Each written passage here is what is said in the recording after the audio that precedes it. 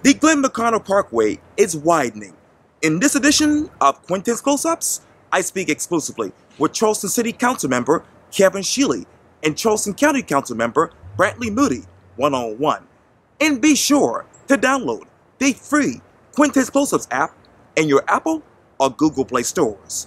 And listen to this interview later on iHeartRadio. Well, good morning, gentlemen. Hey, Glenn. It's so good to see you. Great to see you, Quintin. Yes, sir. You know, Moody was telling me off camera that you and him grew up together in West Ashley, and I thought it was a perfect opportunity to bring you all together right now because there's so many critical issues going on, particularly in West Ashley, from the Charleston City Council side as well as the Charleston County Council side. But first, let me talk to you about your time in office so far. I know, Kevin, you've been in office for a year now. What is it like for you to be Councilman Shealy? You know, I'm enjoying it, Quintin. I feel like that I've been able to make a difference in some things. Having connections and relationships with other people in local office is, I think, is an advantage. We're being able to reach over not just at the county level, but even at the state level, because there's a lot of people in local government that grew up around me, that grew up in the West Ashley area, and you know, we're all concerned about all of the city of Charleston, but particularly West Ashley, because you know, we grew up there, we've lived there all our lives, and you know, that's where we're raising our families now. And so being on city council has been awesome. I mean, it's been great, and really enjoying it. That's so great to hear. And 17 months for you, Moody. Correct. Yeah, coming up. That's correct. Yes. Yeah, on county council. What are the biggest highs and what are your lows right now as far as being a member? Well, the highs, Kevin really summed it up great. Where projects in West Ashley are concerned, I get very excited with Kevin and Harry and Marvin and my father. We all love West Ashley so much, and this job doesn't define any of us, okay? All we want is to see the betterment of our community for our families, and hopefully our kids will come back and live here at some point as well. Where the county is involved in other projects like, you know, the Naval Hospital and other issues, that's a lot of work, and it's frustrating on many points, but where we have jobs in West Ashley, we've got a lot going in West Ashley. I get excited about that. And let me stay in West Ashley because I'm looking right at this, the Glenn McConnell Parkway widening. Let me take you to the Postal Quarry because I believe Hannah Alani said this just recently in the article. She says this: plans are underway to widen Glenn McConnell Parkway, a move that will relieve congestion on the busy avenue connecting Bees Ferry Road and Interstate 526. How do we get here with congestion on the Glenn McConnell Parkway? Well, you want to talk about the growth in your district? Yeah, well, there is a lot of growth. And Glenn McConnell Parkway is, I mean, it's an important road, not just for the people that live there. There's a lot going on around there. You have St. Francis Hospital there. You have the largest high school in the city of Charleston that's there, bringing in thousands of kids in and out and different activities, sporting events, different things happening there. You've got West Ashley Park, one of the largest city parks that we have. You've got Bees Landing Recreation Center. So people are using that Glenn McConnell Parkway that don't necessarily live there. There's a lot of traffic coming back and forth. Of course, you have the landfill there, so it's a major road for a lot of activities. And obviously, the people that live out in District 2 and District 10 out near Bees Ferry Road have to use that road to come into the city of Charleston or to get on the 526. So there's a lot of activity that goes on that road, but it's important to everyone who lives in West Ashley, even people outside of West Ashley, because of all the activities, you know, that are going on up and down Glenn McConnell Parkway. So the project, Quintin, and for your watchers, your viewers, will go from Magwood down to Bees Ferry Road. So that's, what, 2.5 miles, I think? About 2. It's going to take 4 lanes to 6, so the plan is to come in towards the median, then there would be a dividing wall.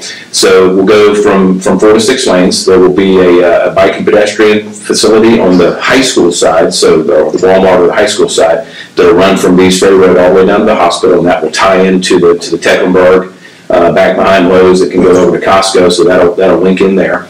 All the intersections are going to be studied. It's about a $25 million project that is scheduled to take, I think we're in the fall of 2020 is the estimated time. One of the frustrating things, you know, back to some of the frustrations, is the length of time this project takes to get done. The building time is only 20 to 24 months, but you've got, you know, years and years of environmental, you know, noise studies, community meetings, which are very important. We need to get the community's input, but wildlife the environmental, every kind of study you can think of that has to go on before a building can actually start. Kevin, you may want to touch on some of the flooding area, but the county is going to definitely look at making sure we're not impacting the Church Creek Basin. About 90% of that Glenn McConnell drains into Long Branch. Only 10% goes into the Church Creek Basin, but we've got to be very sensitive to that. Where are we with the Church Creek Basin? Well, let me tell you, with the Glenn McConnell, when the Glenn McConnell Parkway was put through, or before Glenn McConnell Parkway was there, the back of Forest Lakes came around the lake that's near Channel 5 over there off of Glenn McConnell. That lake used to be just a neighborhood drive, and it was the back of Forest Lakes on both sides. When Glenn McConnell was put through, that neighborhood was split. That became now Providence Commons and Forest Lakes Extension combination kind of over there. But when the Glenn McConnell came through, it cut those neighborhoods in half, but it did one more thing. Lake Dotterer that sits there used to drain both ways. Used to drain to Church Creek, but also drain to Long Branch. And the Glenn McConnell actually cut that off, and everything was draining into Church Creek. But now we're looking at, all the people with the county are working real closely with Bob Horner and Weston and Sampson and some other engineers that have worked on that Church Creek drainage study. And they're going to see what we can do to open that up underneath the Glenn McConnell so that it'll run back into Long Branch the way it used to. Now, we have to be careful. We need to make sure that we take care of Melrose and Long Branch and now Essex that's there in Carolina Bay, and make sure that we're not going to flood those properties. So there's a lot of studying going on, but I'm very excited about this portion of it because that was a big part of the Church Creek drainage basin study that Weston and Sampson did, was that Lake Dotterer, we needed to figure out what we could do with the flooding, because it does flood up, when we have these major events, it does flood up into Forest Lakes, and it'll also flood over into the Providence Commons area as well when we have a major event. But this will open that up.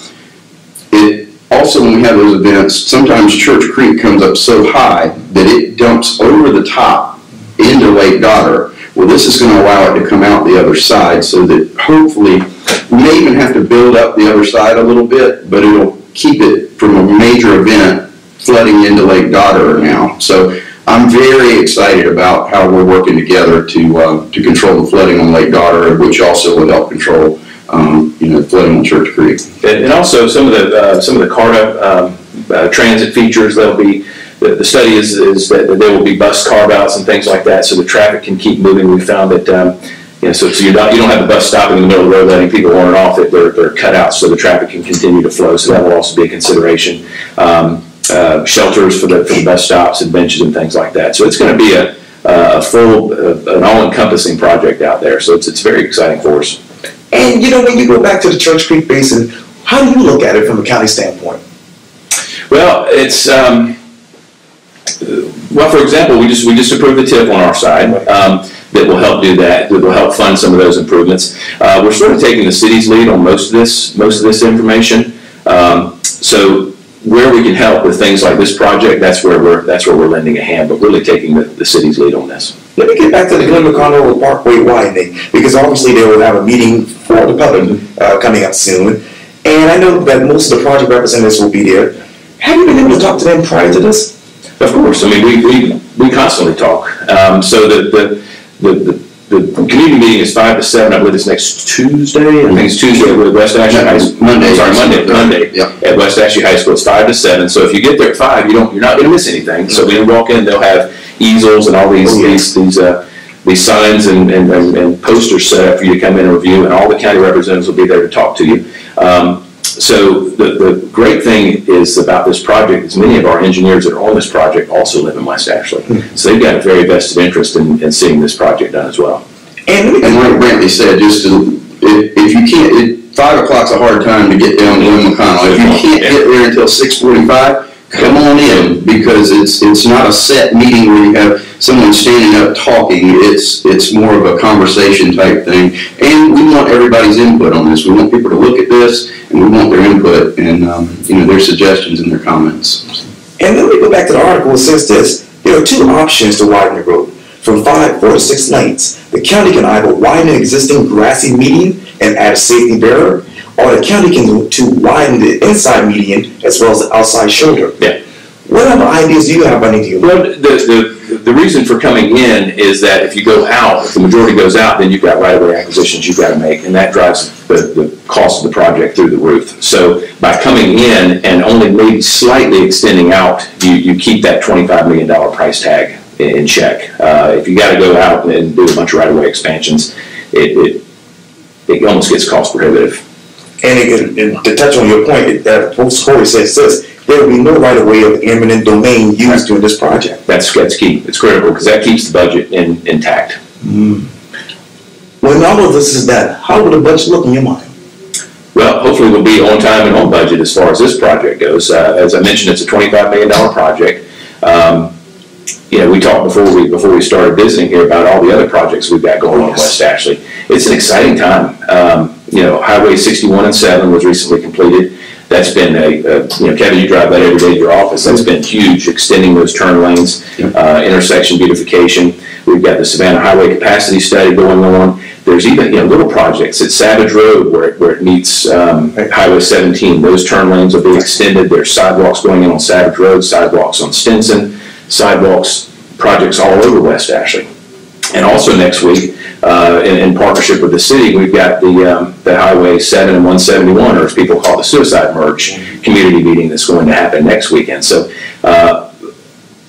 paving in neighborhoods, along Sam Rittenberg Boulevard and Orange Grove Road. We've been paving from back behind the Krispy Kreme all the way down back behind the Money Man for the last year or so. So long neglected areas of West Ashley finally getting the attention we deserve. And let me stay in West Ashley. You talk about all of these intersections. I got to take you to 526. Where are we with this right now?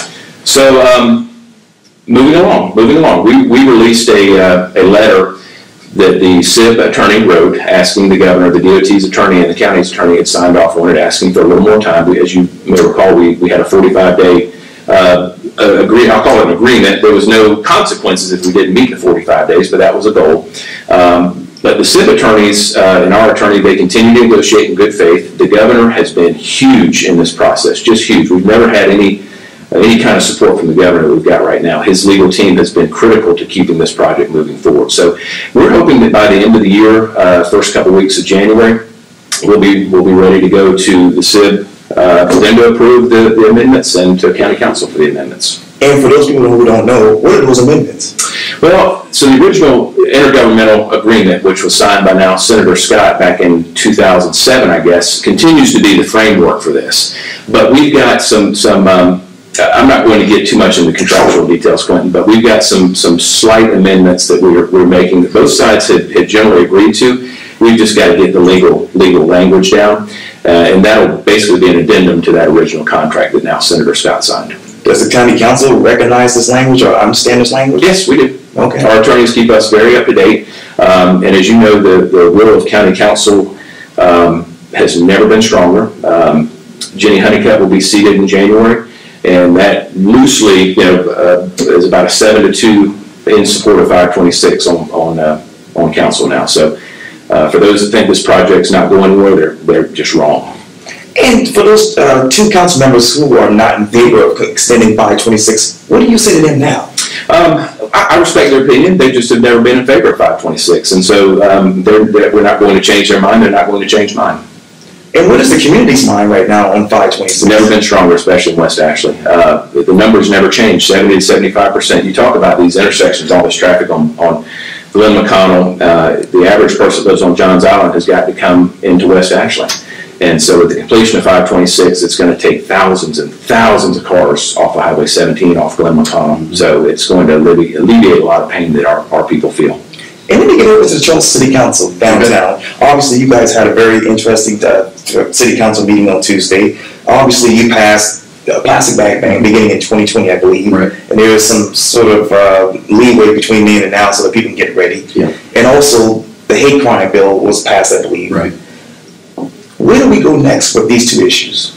Well, the plastic ban ordinance will take effect a year from January 1. So, and it will be completely in effect. So these types of single-use plastics will become illegal, at that point. Now, if a business has a hardship, they can apply to have an extension on there up to 1 year. I lot of business owners before we made this decision on the city council, and some of their concern was that, you know, they store a lot of things. They'll buy things in bulk, and they have them stored. So they wanted to make sure they had time to be able to adjust to this. You know, I was very concerned about our businesses, our local businesses, and how this was going to affect them. And, you know, and I expressed a lot of that on the city council floor. But, you know, we've got to take care of our environment. It's very, very important. These plastics hang around a long, long time, and they are dangerous to our environment. And we need to protect Charleston. You know.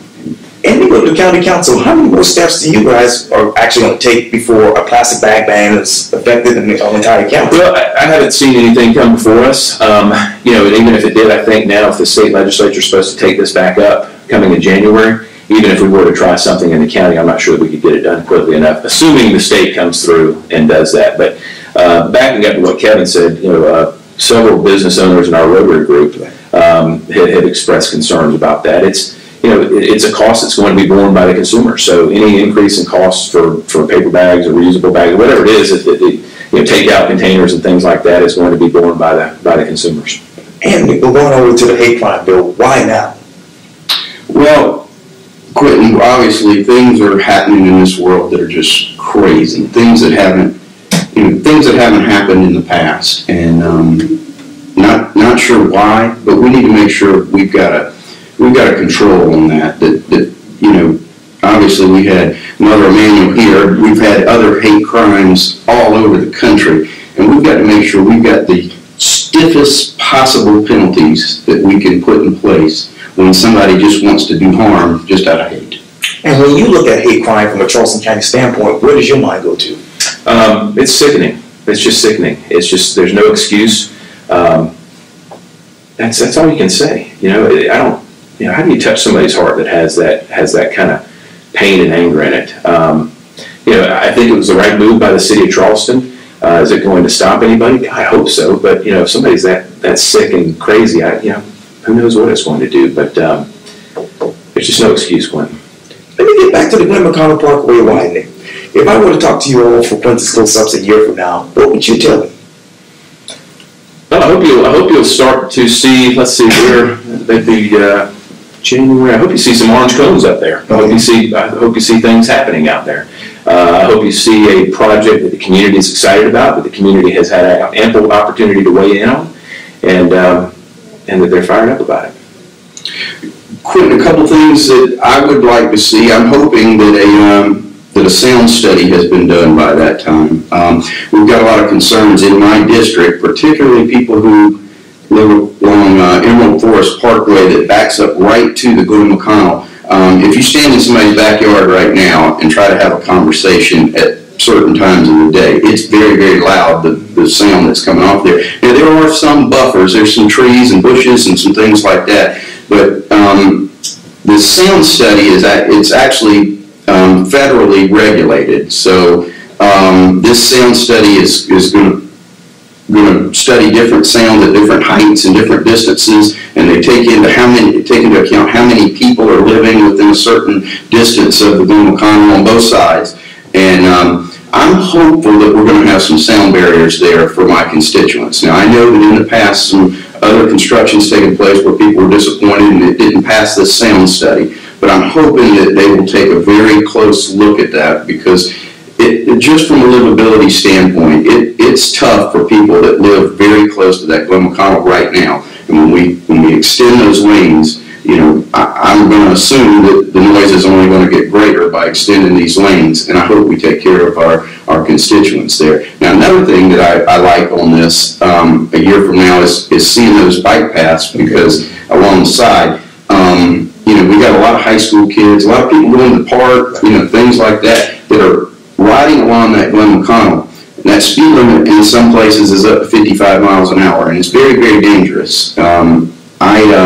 I had asked for them to do a study on the speed already, the DOT back in the summertime. They did a study, and they don't feel like that it's that they need to reduce those speeds right now. I still believe that 55 mile an hour speed limit with a high school that close, with a middle school that's getting ready to go in, and there being a crosswalk going over to Zaxby's, a pizza place, the gas station, the Subway, you know, all of these fast food places and stuff where these high school kids are crossing there, and we've got a speed limit of 55 miles an hour.